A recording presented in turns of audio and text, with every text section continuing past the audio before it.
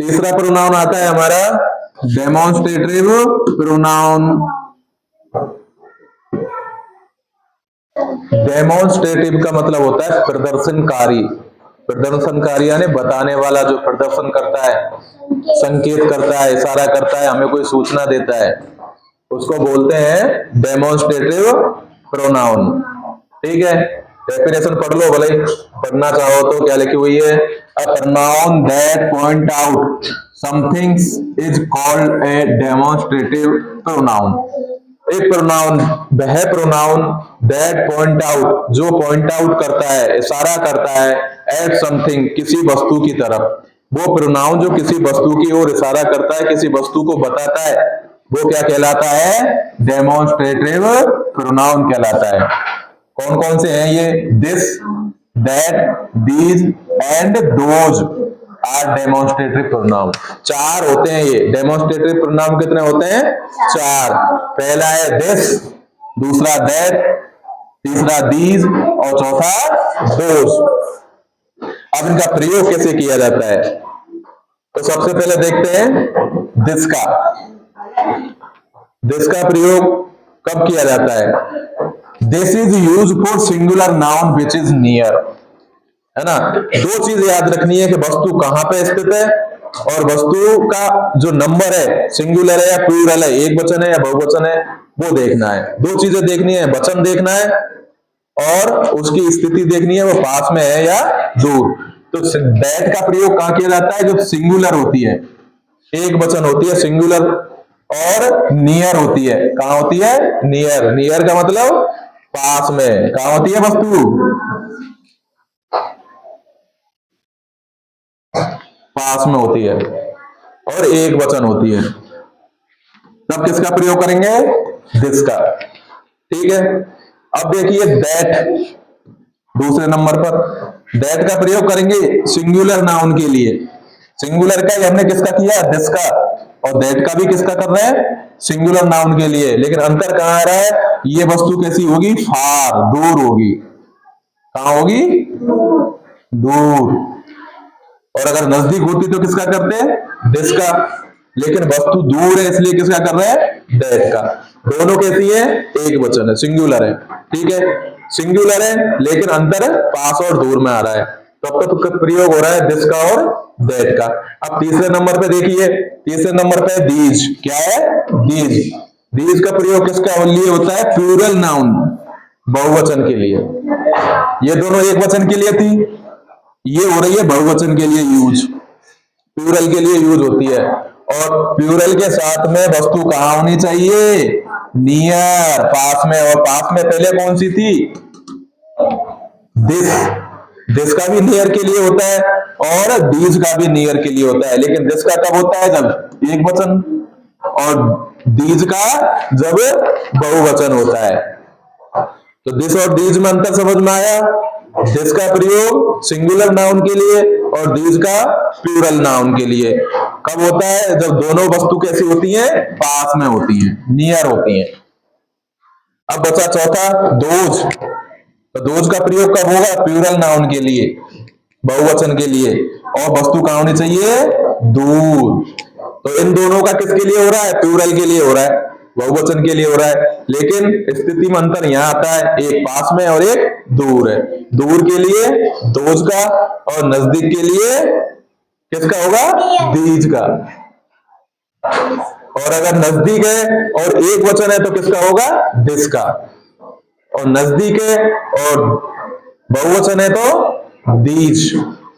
और अगर पास में है और एक वचन है तो किसका प्रयोग होगा? दैट का। और पास में और दूर है और बहुवचन है तो किसका होगा? दोज का। आ गया समझ में? ये याद रखना है थोड़ा। अब देखिए उदाहरण से समझते हैं, सही समझ में आएगा। अब देखिए पहला उदाहरण दिया हुआ है, this is my new dress. क्या है? This is my new dress. अब ड्रेस देखिए एक वचन है, बहुवचन है, सिंगुलर है, प्लूरल है? सिंगुलर है, एक वचन है। ये ड्रेस में जो डबल एस लगा हुआ है वो ड्रेस की स्पेलिंग में ही है, बहुवचन लगाने वाला, प्लूरल बनाने वाला SEIS नहीं है, है ना? जैसे गिलास में होता है, क्लास में होता है, तो ये क्या है, एक वचन है, ये दे रखा है एक वचन है, और वस्तु कहां पर है, पास में भी है। तो पास में है तो क्या लगाएंगे, दिस।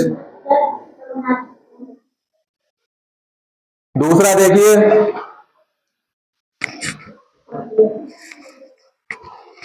दूसरा उदाहरण, that is a red car. अब दैट आ गया तो वस्तु कहां होगी, दूर होगी, और इज लगा हुआ है और दैट भी है, तो दैट का प्रयोग एक वचन के लिए होता है। एक वचन के लिए होता है तो हम क्या लगाते हैं, इज। इज का मतलब भी एक वचन ही होता है। तब दूर की वस्तु है लेकिन एक वचन में है तो क्या लगा था, दैट। तीसरा एग्जांपल देखिए, उदाहरण, these childrens are playing. These children are playing. तो दीज का शब्द आया तो दीज से हमें समझ जाना चाहिए दीज का उपयोग कब होता है, जब वस्तु कहां होती है, पास में होती है और प्लूरल नंबर में होती है, बहुवचन होती है, तब किसका प्रयोग करते हैं, दीज का। तो ये बच्चे खेल रहे हैं, पास में जो बच्चे हैं वो क्या कर रहे हैं, खेल रहे हैं। तो दीज चिल्ड्रन आर प्लेइंग। चौथा देखिए, those are the twinkling star. Twinkling का मतलब टिमटिमाना। आसमान में, आकाश में जो तारे होते हैं वो रात को क्या करते हैं, टिमटिमाते हैं, और उसको क्या बोलते हैं, ट्विंकलिंग। पोएम पढ़ी होगी, ट्विंकल ट्विंकल लिटिल स्टार। तो उसको में ट्विंकल का मतलब क्या होता है, लिटिल स्टार जो होते हैं, छोटे छोटे तारे जो होते हैं, क्या करते हैं, ट्विंकल ट्विंकल करते हैं, यानी टिमटिमाते हैं।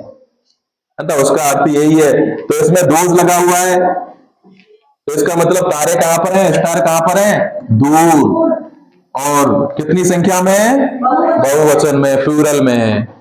ये उदाहरण समझ में आया। अगला देखिए, this is my best friend. This is my best friend. तो दिस का प्रयोग होने से फ्रेंड कितने हो गए, एक वचन हुआ कि बहुवचन, एक वचन। और फ्रेंड कहां पर है, दूर है कि पास, क्योंकि दिस लगा हुआ है। दिस का मतलब तो यही, और दीज का मतलब,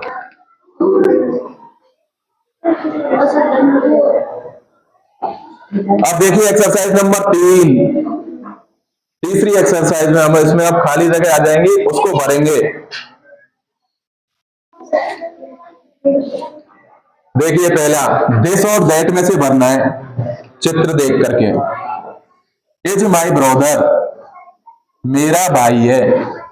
तो ये पास में है कि दूर है, पास में, तो क्या आएगा, दिस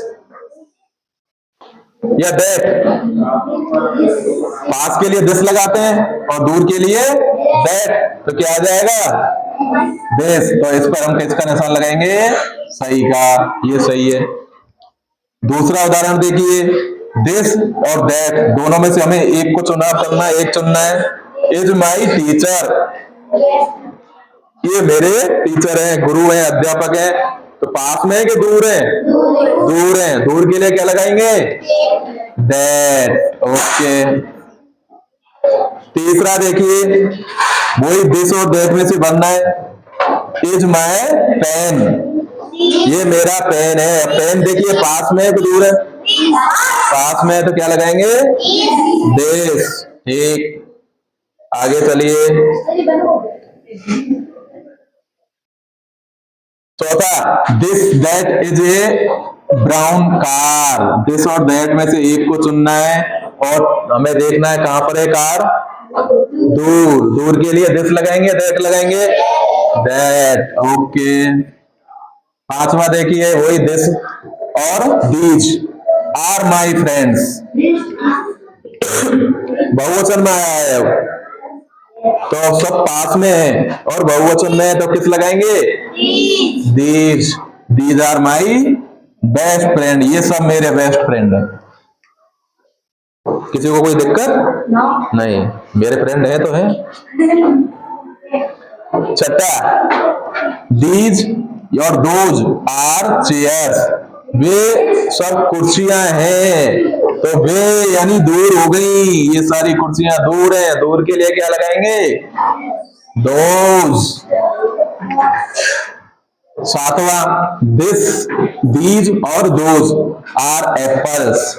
तो पास के लिए दीज, पास में कि दूर है, तो these। और देखिए that और those is a duck। Duck duck duck का मतलब बतख। तो पास में कि दूर है, क्या लगाएंगे?